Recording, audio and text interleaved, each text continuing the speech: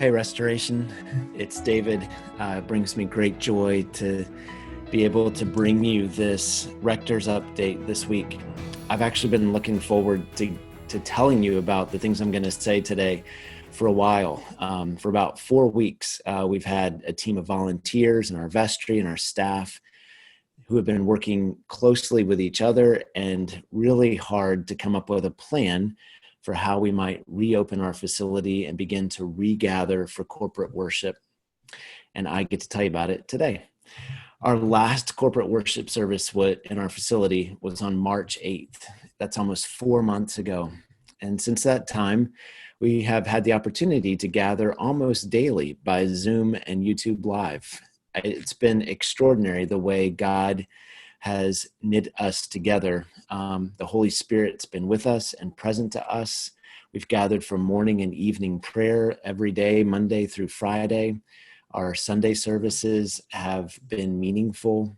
And I'm just grateful that God has not left us alone during this time when we haven't been together. The Holy Spirit's been at work.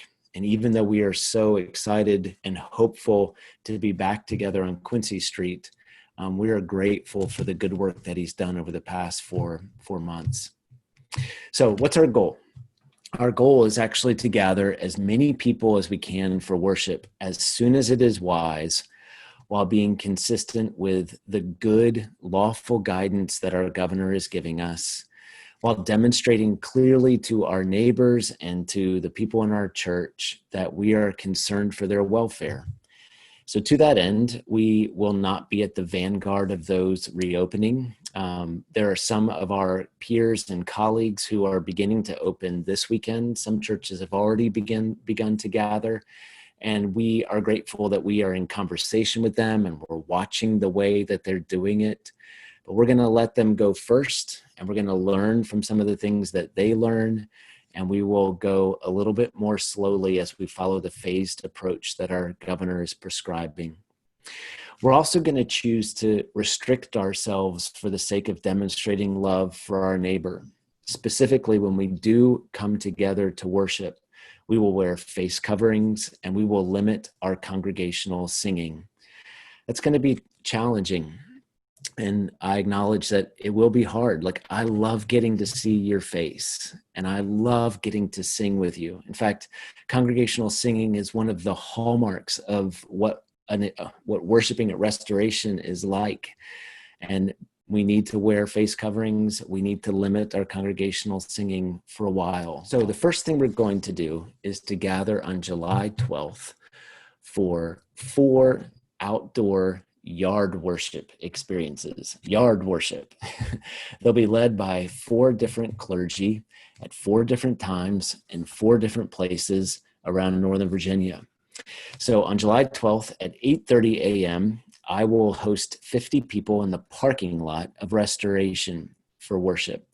Then at 10 a.m., Scott Buckhout will host a congregation of about 50 people at the home of Adam and Carolyn Kincaid.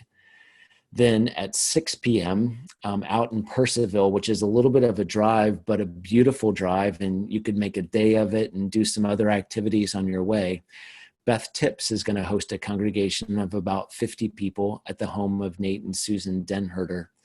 Then at 7 p.m. in McLean at the home of Lars Liebler and Keneal Cotton, Nathan Dickerson will host a congregation of 50 people. We're hoping that the weather is great, that it's not too hot, and that we get to experience that together. We will also offer our YouTube live stream at 10 a.m., and we'll have that ready to go. So if you are not able to join us at any of the outdoor yard Eucharists, you can also catch the live stream, and it'll come out at 10 a.m. on Sunday, July 12th. That's the first thing we're going to do to begin to regather larger congregations for worship. Then on July 26th, we will host our first 50-person congregation inside of our sanctuary. Our intention is that we would offer you 5 Sundays between July 26th and September 13th, where you and your household could come to worship inside our sanctuary if you feel comfortable doing that and if you desire that.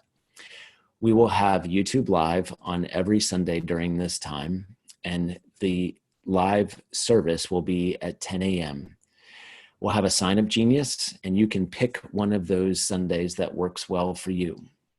We are asking that you would limit yourself to just one of those 5 Sundays, and that you would choose a Sunday that is beyond 2 weeks from when you have returned from travel or vacation.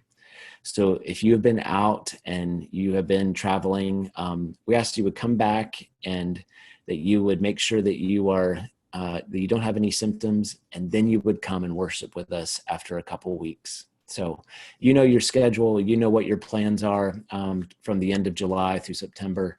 Please pick a date that would work well for you and for your household.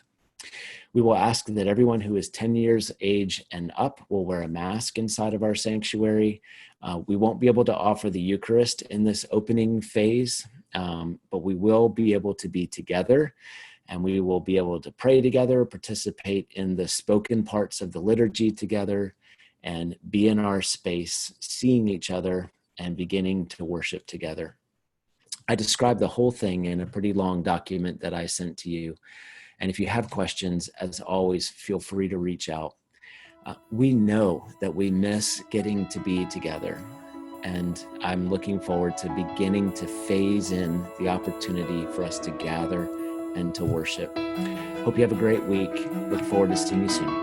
Bye. Thank you for joining us for this week's installment of the Rector Update. To stay up to date with our next broadcast, announcements, and weekly Rector updates, go ahead and hit subscribe and click the bell icon below. And for more information about upcoming events and what's going on with the life of our church, we encourage you to also follow us on our Instagram feed.